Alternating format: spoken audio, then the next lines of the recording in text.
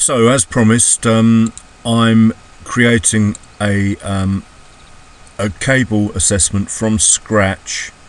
This is the original. Here we'll do a new one. So starting on the monthly, what I want to do is just draw lines on anything that I think will affect price. So that's the current day, because we've got big wicks there, and the price, if it wants to get out of that month, it's got to break through those, and they won't affect what we're looking at on the shorter term anyway. Excuse me. Then if price were to break up, it's got to get through that support, and this resistance here has been broken and closed through, so we could disregard that really. However, it's good practice, in my opinion, just to put them on, because there's miles in terms of pips before we get to that level there, and it will have a significance for whatever reason. Below us we can do the same here, because the price has attacked that level of resistance there with this price pushed down, and attacked the level of support there with the price pushed down. So they're both worth putting in. So we are really back to basics now, guys, but this is what I suggest you do every morning in order to, so if you're intending to trade around the Frankfurt Open, say 7 o'clock in the morning, so that you're not rushed or anything, get up at 5 in the morning in the UK. It means you can trade if you've got a full-time job. You can also do this when you get home at night, and do it fresh at 5-6 o'clock or whatever time you get home, and then you can potentially have a trade on the American close, at end of day trade. So 2 possible trades a day for that work full time. So someone mentioned before, what about the open and closes of prices? Well, that's taken care of by the lower time frames.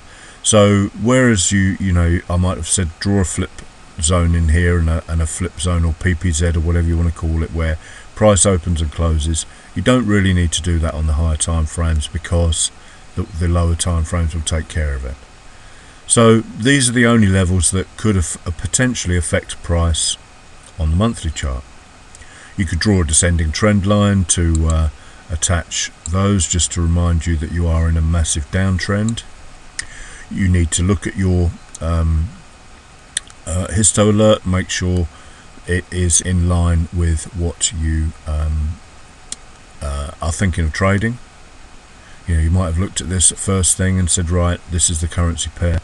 Pound was weak, dollar was strong when I started this morning, which is why I used cable for my trade today. So on the weekly, we could do a descending trend line here. The reason being, this high has forced price down below that low, so we have a new point, valid point, at which this would be not valid if this low had not been broken, if that makes any sense. Invalid is the right correct word. Now we've got all these levels again. Just whack your price on all of them, because price will have a problem being so close together. You could just pick the one nearest price, the lowest, in other words, lowest high. But if you intend to trade further up, then all of them need to be on there, which is why it's good practice, in my opinion, to draw them all. Then we've got the low of the current candle that's created a push up. It's a wick, so that's important. There's room between the price and the wick, that's what I'm trying to say, so that's a good gap to potentially trade to. And anything else that might affect the price. So price is below this low here, So that is support potentially acting as resistance if we choose to trade up. Weekly is telling us we should be thinking about longs because the histo closed green. This one could turn red, of course, this week if the price crashes down.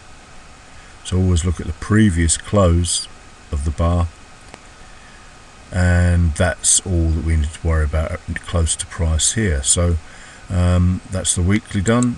Daily.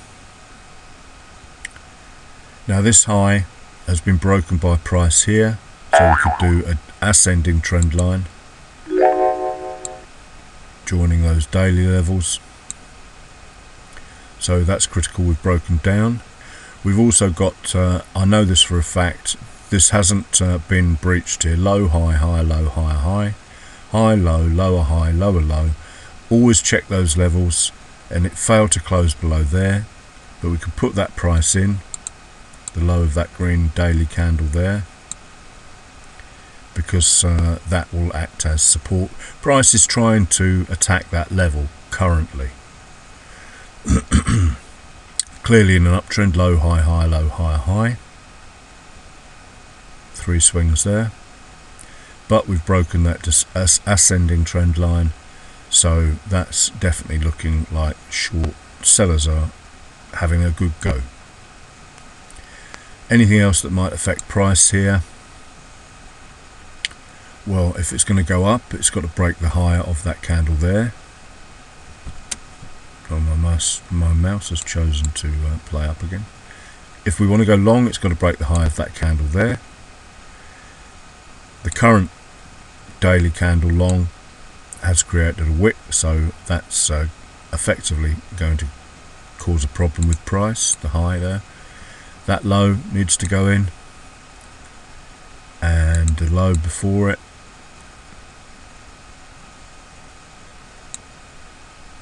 Candle before it, I mean, and the low there, that's got to be significant, and the low there. Now I know this looks a complete mess, guys, but it is, you will see gaps on here if you get down to the 5 or 1 minute chart, gaps that are tradable, and it gives you a clear picture of what's going on. So histogram's telling us long, but the when I traded, I was being told that the cable was short, pound dollar was weak rather. So H4 now these are really important in my opinion. The reason being because if you want to get to a level of resistance or a level of support, you've got to get through the H4 highs and lows. So H4 low on that one. So this is the candle that closed nearly 2 hours ago.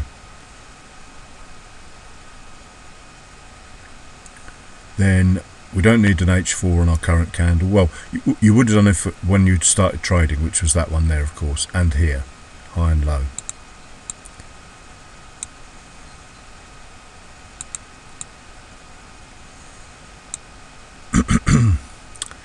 So we have our H4s that are likely to affect price.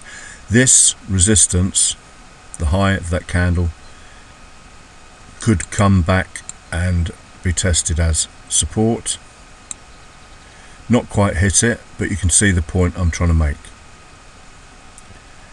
That's because we've got this massive candle here, we don't have to worry too much about any of this stuff here. So we could put a high on the high of that candle.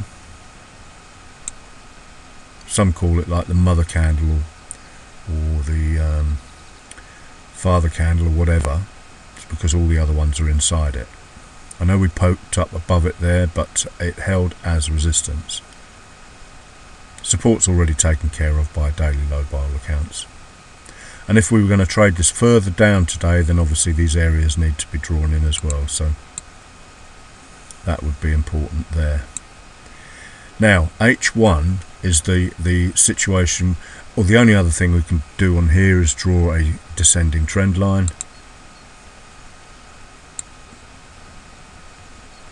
Connecting those levels there. High, low, lower high, lower low.